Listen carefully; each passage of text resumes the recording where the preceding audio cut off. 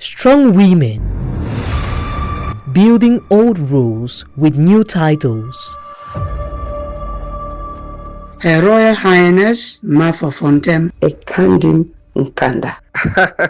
Eringocha Ekombo Mwenene Mwabarana. A notable of Bokwango village.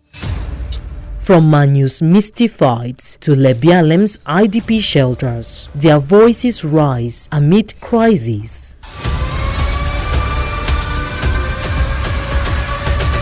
I felt a sense of validation and empowerment. The fact that an all-male group gave me this title. I inherited this title in 1982 from my father, His Majesty, the Fan of Fontem de Fan. As tradition evolves, peace grows. Hear their stories in this documentary. Crowning Queens, Women Reshaping Southwest Traditions with journalist Larry Efande. Raw Power, Real Change.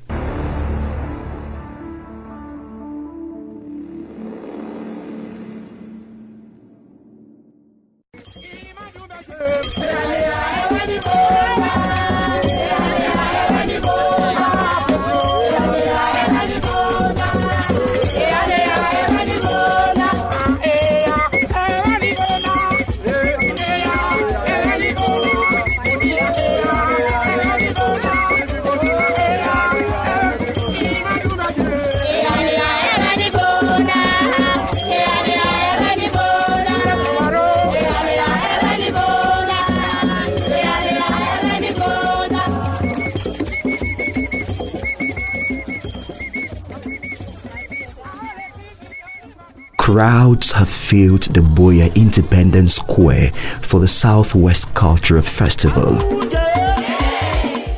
No Western clothes, just local styles. Eyasu, the region's fabric, shines bright here.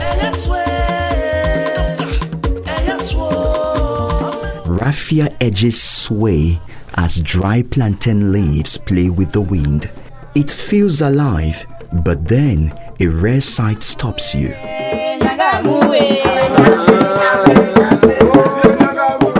A woman gliding through the throng. Her gown, called here Kabangondo, flows like a river carving ancient stones, with her staff looking like an extension of her arm. It strikes the earth like thunder. Its tip fringed with loose raffia braids, wrapped tight. She's Omam Esther Njomo, civil society warrior who is leading with her words from near and far. Yet this title from her roots hits differently.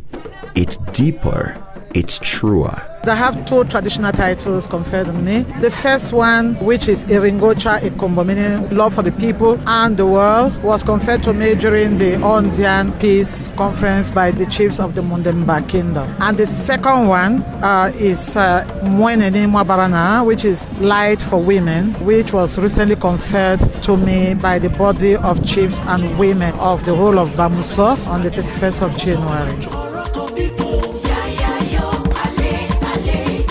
A wind of change is sweeping through Cameroon's southwest.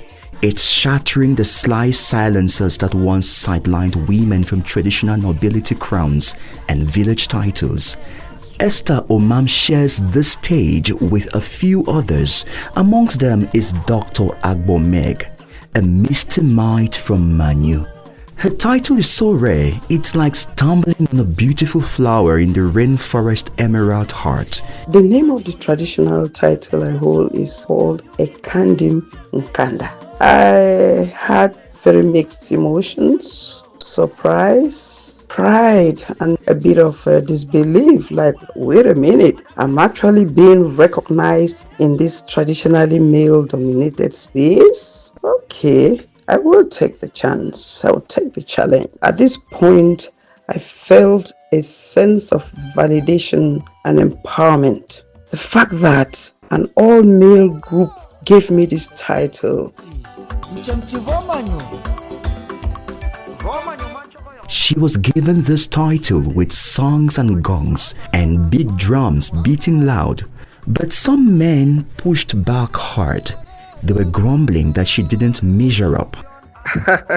My brother, I had my share. I didn't have an easy path. You know, some men, for whatever reasons, questioned the eligibility, citing traditional norms that I had not met up with. But I said to myself, but these are the same category of men who wore me the crown, which crown then I termed at that point the crown of honor. I said, okay, I have not met what is the criteria that I didn't meet. Then it became the social media news item. But know what? Came even more determined, and thank God I have a very, very supportive husband. And they grumbled even louder. In less than practically a week, that really shut off most people. The Ekpe Supreme and the president of the Nkanda arm of Ekpe came right up to Boye and wore me the crown of joy. And I'm telling you, my brother, my case was a true testament of resilience and community recognition. It's from their hands that the title of a Kandim Kanda became popular and respected up to date. I am proud to say my journey taught me that with determination and support, women can shatter glass ceilings, even in traditional spaces.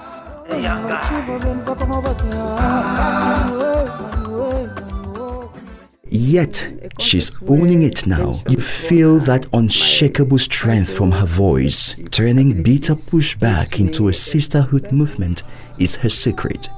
In a context where tensions run high, my title and leadership abilities gives me a level of credibility and access to spaces where others, especially women, might not have been welcomed as easily. I therefore try to leverage this advantage to facilitate dialogue, listen to grievances, and push for reconciliation in ways that resonate with different groups.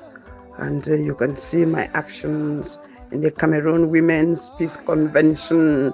I was one of the first representing the Southwest region in the steering committee. We've contributed a lot to bringing peace in our nation. We've been represented in decision-making tables within the national territory and out of the territory. And I think we have carried the spirit and the doctrine to the rural communities and even non-state arms brothers and sisters, and they listen to us.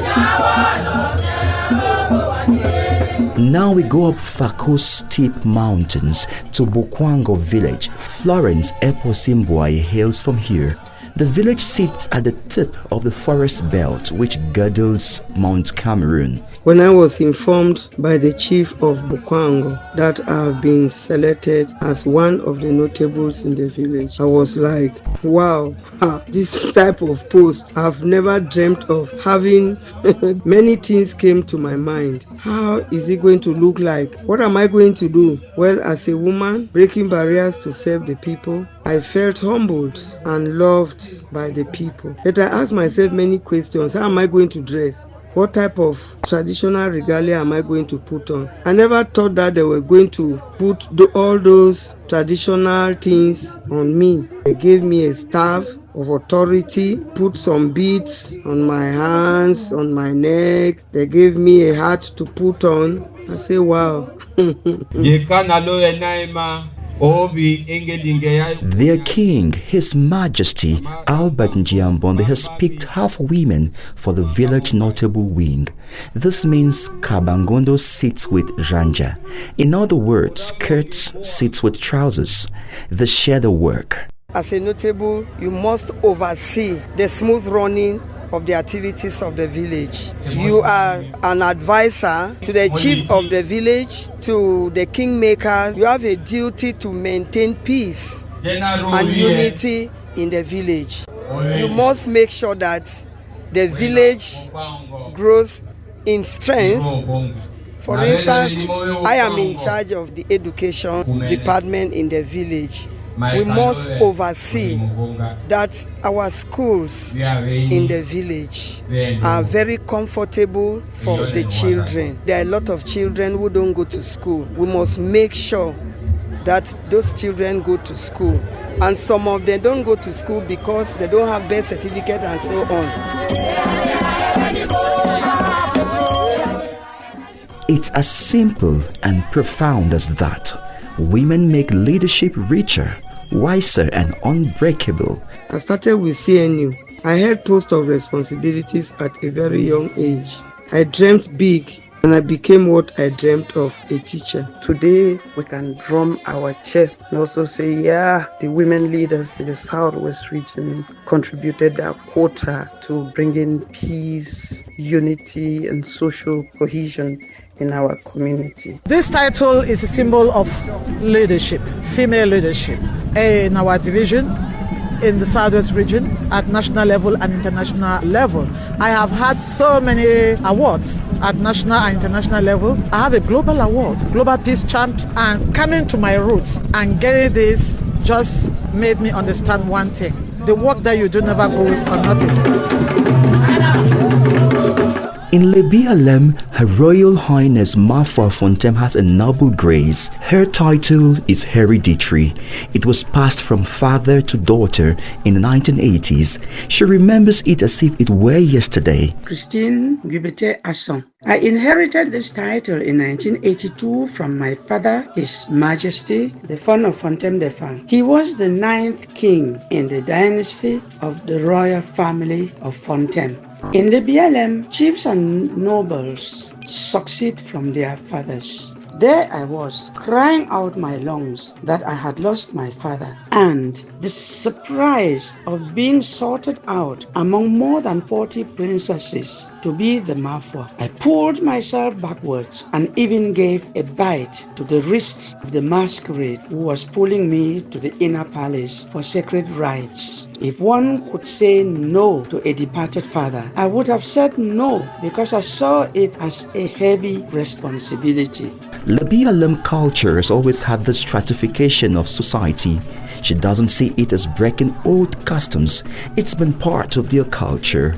But her kind is looked upon as a man. In Lebialem, the Mafua is considered to be a man.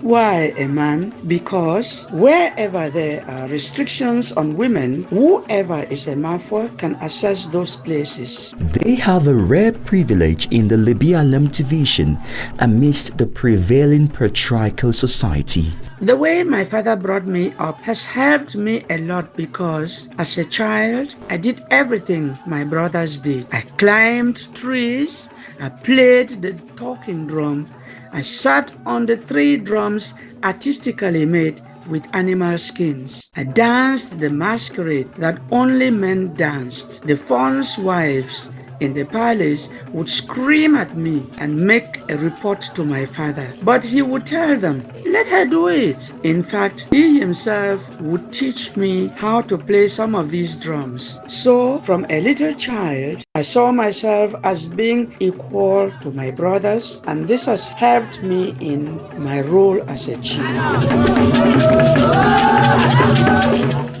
Given advice, helping in hard times like now, the Mafua of Fontem turns hurt into safe arms. It is pure strength. I found myself hosting many internally displaced persons of all ages. At one time, I hosted as many as 26 persons in my house. Eventually, some found other host families and moved out. But from time to time, you would hear the doorbell ring and a woman with a child or 2 children would walk in to say they slept with an empty stomach the day before. But with the Mafua here, they cannot sleep again hungry. And so I would share whatever I could with them. Sometimes it would be a mother coming to ask for assistance for paying school fees for children, for buying exercise books. You would like to know that it wasn't only the people from Fontem who came to me for help, but internally displaced persons from other Lebialem fondoms. and even from other parts of the Northwest and the Southwest regions.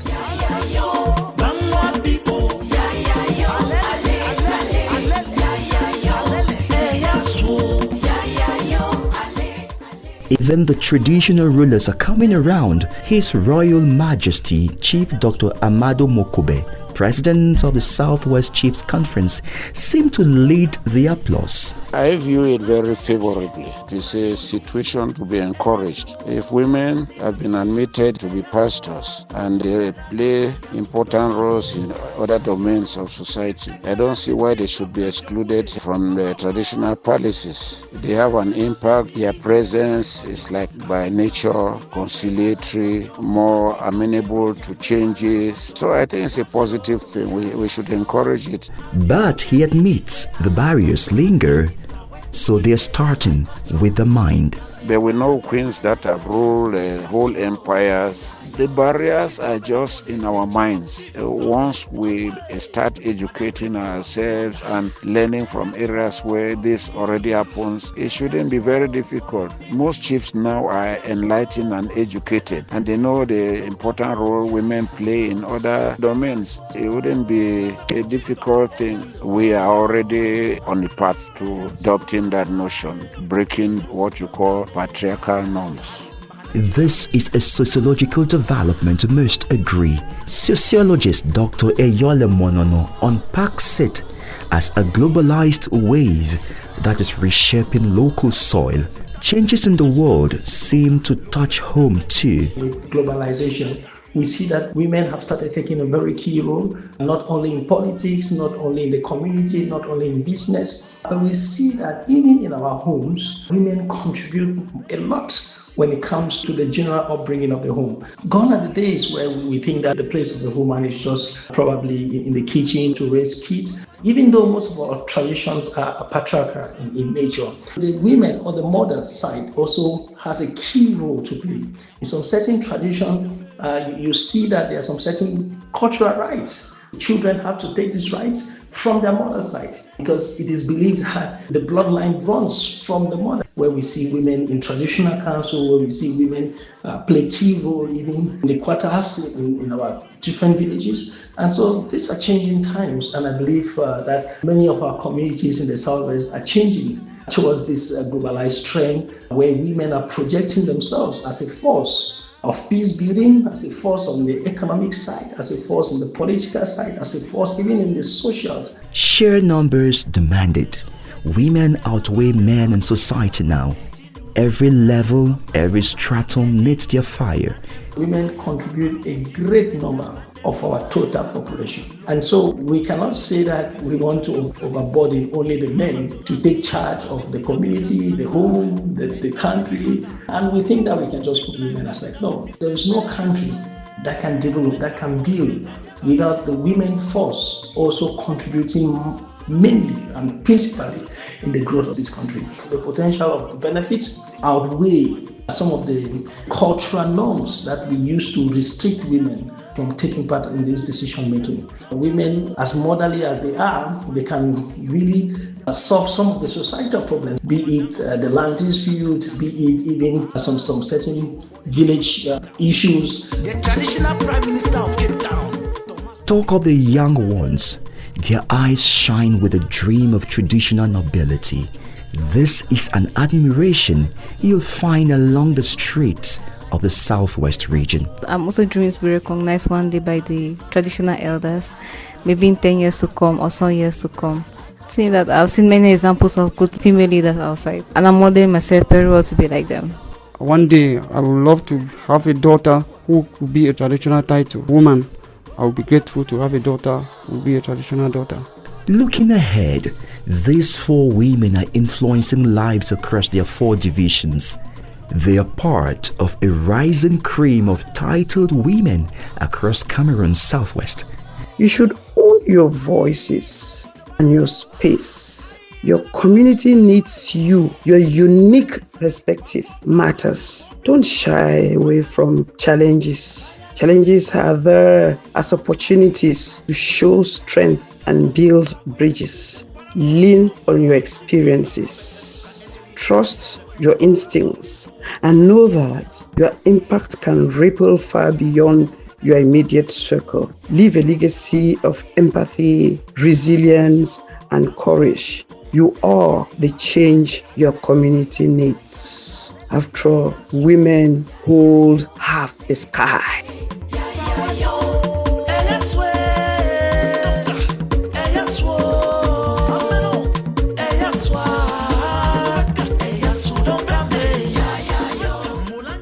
There is no development that can be successful without the presence and participation of women. So to the young girl, I will say, wake up, stand up, walk the talk, do your work well in all honor, integrity, and wisdom, in humility, knowing that there is an eye somewhere which is watching.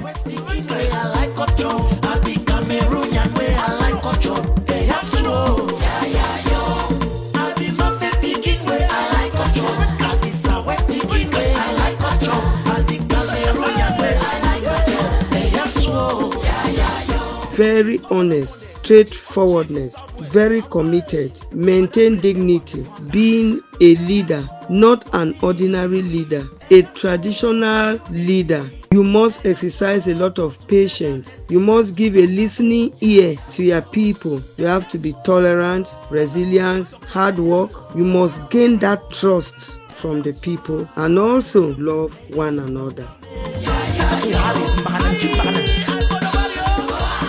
Do your part as a woman, as a wife, as a notable, as a chief, and do it to the fullest. Do not bury your talents out of laziness. It is women who make a sane society.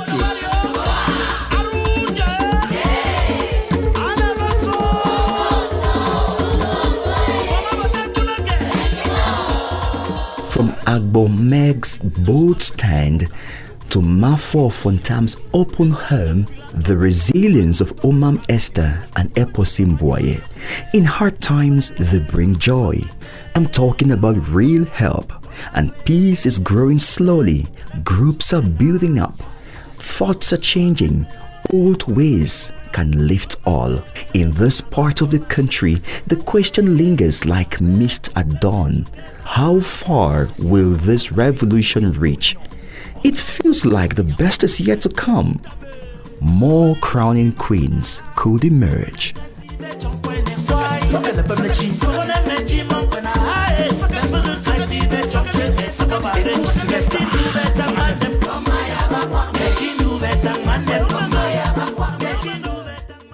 That was Crowning Queens, Women Reshaping Southwest Traditions, a documentary produced by journalist Larry Efande, with the coordination of Noweya Ben Modika.